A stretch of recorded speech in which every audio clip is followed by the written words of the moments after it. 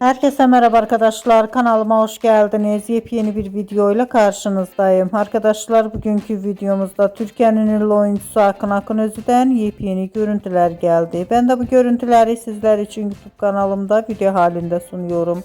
Umarım beğenirsiniz. Arkadaşlar, videomu beğendiyseniz kanalımı izlemeyi ve bildirim butonuna basmayı unutmayın. Hoşça kalın.